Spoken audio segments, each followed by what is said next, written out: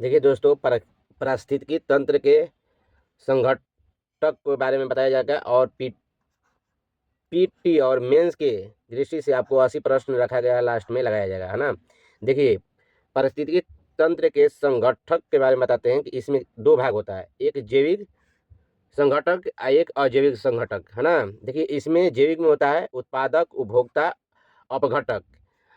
अजैविक संघटक में होता है कार्बनिक, अकार्बनिक, अभौतिकी। इसके बारे में आपको डिटेल से अब हम बताएंगे। उसके बाद में 80 प्रश्न पीटी और मेंस की दृष्टि से कराएंगे। आप ध्यान से देखते चलिए। देखिए दोस्तों, पारिस्थितिकी तंत्र में जीवों के बीच ऊर्जा और पोषक तत्वों को अंतरण का एक सीधा रेखीय क्रम होता है ना। इनमें से एक जीव दूसरे जीव को भोजन के रूप में खाते हैं, है ना, जिससे ऊर्जा प्रभावित होती है। अब इसे ध्यान से समझिएगा, काहे कि हर एग्जाम में ये आता है। देखिए, जैसे घास को हिरण खाता है, हिरण को शेर खाता है।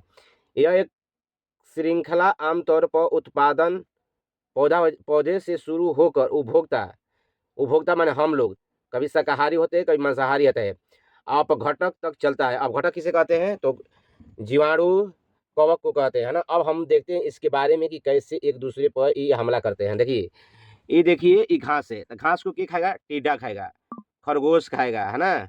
खरगोश खाएगा, चूहा खाएगा। देखिए, टिंडा कौन खाएगा? तो छिपकली खाएगा, है ना। चूहा को कौन खाएगा? तो ये सांप खाएगा। ये सबन को खा जाएगा बाज। तो देखिए, ये उत्पादन है घास। ये उपभोक्ता है, ये सब उपभोक्ता है। तो ये देखिए, ये प्राथमिक उपभोक्ता हो जाएगा, ये द्वितीय। ये बाज क्या? तृतीय, क्या कि सब कुछ को खा रहा है ना। अब आगे देखते हैं। देखिए, इसी को बोलते हैं खाद्य श्रृंखला के मुख्य बातें। देखिए, ऊर्जा का प्रवाह, खाद्य श्रृंखला के माध्यम से ऊर्जा का प्रवाह एक दिशीय होता है। हर स्तर पर 90% ऊर्जा का ह्रास होता है। केवल 10% ऊर्जा अगले तक जाता है। जैसे कैसे? देखिए, कि मान लीजिए कि हम घास खाए, मैंने टिंडा घास खाया, तो इसके पास जो है 100% ऊर्जा गया, तो 90% तो उसमें नष्ट हो जाएगा, 10% बचेगा। और 10% अगर छिपकली खाएगा, तो छिपकली 10% का 90% ह्रास हो जाएगा और उस पर 10% बचेगा, है ना। आगे देखते हैं। देखिए, लिंडमैन ने निर्धारित किया कि एक पोषक तत्व में मौजूदा ऊर्जा केवल 10% ही अगले में स्तर पर हस्तांतरित होता है। मतलब 10% ऊर्जा हर में जाता है। देखिए, मुख्य घटक बात देते उत्पादन, हरे पौधे जो सूर्य से प्रकाश लेकर भोजन बनाते हैं, है ना। और उपभोक्ता देखते हैं, जैसे हम लोग हैं। उपभोक्ता में कौन है? प्राथमिक शाकाहारी, अद्वितीय, द्वितीय कहता होगा, द्वितीय अतृतीय मांसाहारी होते हैं। शाकाहारी उसे कहते हैं खाली जो पेड़ पौधा घास भूसा खाए। अब देखते हैं अपघटक। अपघटक में कौन आ जाएगा? कवक, बैक्टीरिया, जो मृत जीवों को तोड़कर पोषक तत्व में वापस मिट्टी में मिला देते हैं, माने उसको मिट्टी बना देते हैं। उसे कवक और बैक्टीरिया कहते हैं, है ना। आगे देखते हैं। देखिए, टिंडा माने घास के क्या खाएगा? टिंडा। टिंडा के क्या खाएगा? मेढक। मेढक के क्या खाएगा? सांप। अब बाज इस सभन को खा जाएगा, ये ध्यान रखिएगा, बाज सभन को खा जाएगा। देखिए, चराई खास श्रृंखला जो हरे पौधे से शुरू होकर उपभोक्ता तक जाता है, तो हम लोग उपभोक्ता हैं। देखिए, अपर्दन खास श्रृंखला, इसे मृत कार्बनिक पदार्थों से शुरू होता है। खास श्रृंखला का महत्व पारिस्थितिकी तंत्र का संतुलन बनाए रखना है, ताकि प्राकृतिक पोषण चक्र को जारी रखा जाए, माने प्राकृतिक चक्र चलता रहे, है ना। देखिए, अब आपको पीटी और मेंस को बोले थे कि 80 प्रश्न हम लगाएंगे, तो यहाँ से अब चालू हो रहा है ना। पारिस्थितिकी का जनक किसे कहते हैं? तो अर्नेस्ट हेकल को कहते हैं। पहला प्रश्न। दूसरा प्रश्न देखते हैं, पृथ्वी का सबसे बड़ा परितंत्र किसे कहते हैं? तो महासागर को सबसे बड़ा परितंत्र कहते हैं। अगला प्रश्न, स्थलीय परितंत्र का उदाहरण का क्या है? तो वन, घास, भूमि, है ना, ये सब है। मरुस्थल। अगला प्रश्न देखते हैं, जलीय परितंत्र का प्रकार क्या है? तो मीठे जल और समुद्री जल, है ना। देखिए, ऊर्जा का प्रवाह होता है तो एक दिशा में, है ना। अगला प्रश्न, 10% का नियम किसने दिया? तो लीडमैन ने दिया। अगला प्रश्न देखते हैं, सबसे अधिक ऊर्जा होती है तो उत्पादक स्तर, माने जो उत्पादक, जो सूर्य के प्रकाश लेकर करता है, उसमें सबसे अधिक ऊर्जा होती है। आगे देखते हैं, खाद जाल कहलाता है? तो अनेक खास श्रृंखलाओं को समूह, है ना। अगला प्रश्न देखते हैं। जैव विविधता के 3 स्तर होते हैं: आनुवंशिकता, प्रजातीय और परितंत्रीय, है ना।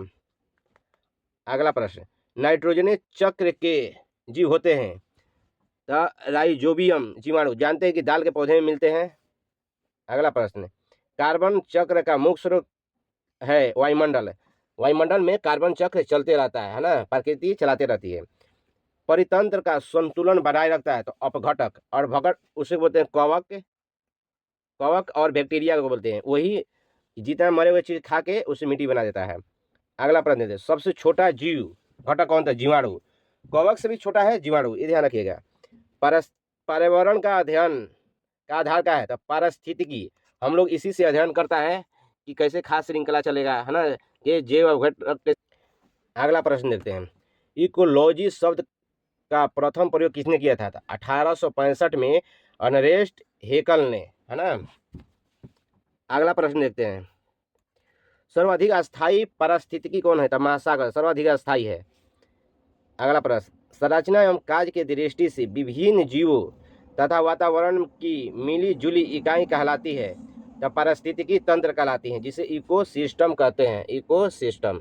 अगला प्रश्न देखते हैं। पारिस्थितिकी तंत्र और परितंत्र शब्द का सर्वप्रथम प्रयोग किसने किया था? A.G. टांसले इस शब्द का प्रयोग किया है ना। अगला प्रश्न देखते हैं। परितंत्र में ऊर्जा का स्रोत क्या है? तो सूर्य, ये मुख्य है, माने मुखिया है। अगला प्रश्न देखते हैं। पर्यावरण का कार्यात्मक इकाई क्या है? तो परितंत्र, माने पर्यावरण का कार्यात्मक इकाई है परितंत्र।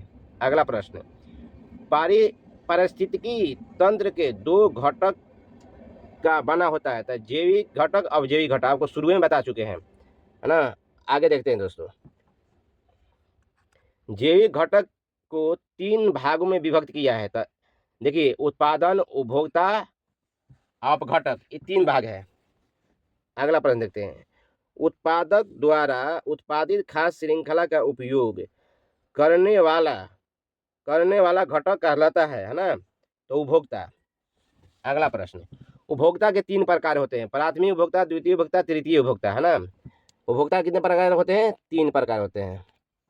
अगला प्रश्न देखते हैं। वे जीव जो हरे पौधे को खाते हैं कहलाते हैं प्राथमिक उपभोक्ता, जैसे बकरी, गाय, भैंस, है ना। अगला देखते हैं प्रश्न। प्राथमिक उपभोक्ता को भोजन के रूप में प्रयुक्त करने वाले जीव कहलाते हैं द्वितीय उपभोक्ता, जैसे खा लेते हैं, जैसे भेड़िया खाते हैं, मोर, लोमड़ी, है ना। इसे बोलते हैं द्वितीय उपभोक्ता। जो बकरी के खा जाए, भेड़, गाय के खा जाए, लोमड़ी, भैंस के खा जाए, मोर, इसे द्वितीय उपभोक्ता कहते हैं। द्वितीय उपभोक्ता का भोजन के रूप में इस्तेमाल करने वाले जीव कहलाते हैं तृतीय उपभोक्ता। तो मतलब कि देखिए, अगर द्वितीय खाइए, तृतीय, है ना। जैसे देखिए, बाघ, शेर, चीता, ये कैसे खाजी? भेड़िया खाजी, मोर, लोमड़ी के खाजी, है ना। इसे बोलते हैं तृतीय उपभोक्ता। आगे देखते हैं। जैविक घटकों को 2 भागों में विभक्त किया गया, एक कार्बनिक, एक अकार्बनिक, है ना। देखिए अगला प्रश्न, कार्बनिक अजैविक घटक कौन है? कार्बोहाइड्रेट और प्रोटीन, है ना। कार्बनिक अजैविक है, ध्यान दीजिएगा।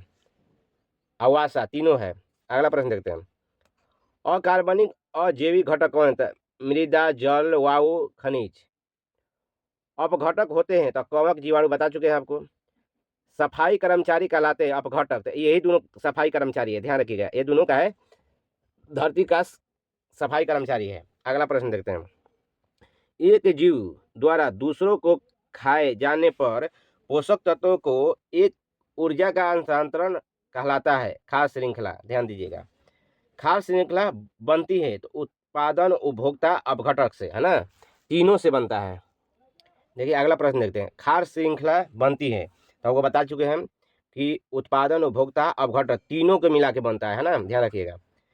खाद्य श्रृंखला में प्राथमिक और द्वितीय उपभोक्ता होते हैं मानव, माने मानव घासो फूस खाला, पालक की सब्जी खाला और मुर्गो खाला, ध्यान रखिएगा, है ना। अगला प्रश्न देखते हैं दोस्तों। माने मानव बहुत राष्ट्रीय है। देखिए, किसी परिस्थिति के विभिन्न ऊर्जा स्तर को और स्तरों की कार्यात्मक भूमिका की तुलना करने हेतु प्रदर्शित किया जाता है। तो उसका पिरामिड है ना। तो ऊर्जा का पिरामिड सदैव होता है तो सीधा, है ना, ऐसे बनता है, ऐसे बनता है, ध्यान दीजिएगा, पिरामिड ये सीधा होता है ऊर्जा का। सर्वाधिक ही जैव विविधता पाई जाती है तो उसमें कटिबंधीय वर्षा वन में सर्वाधिक विविधता वहीं पाई जाती है ना। अगला प्रश्न देखते हैं, पारिस्थितिकी विज्ञान केंद्र कहाँ था? बेंगलोर। माने जो भी हम जैविक अजैविक उपघटक अपघटक जितना हम लोग यहाँ कहाँ अध्ययन होता है? तो बेंगलोर में। कहाँ अध्ययन होता है? बेंगलोर में। जय हिंद दोस्तों।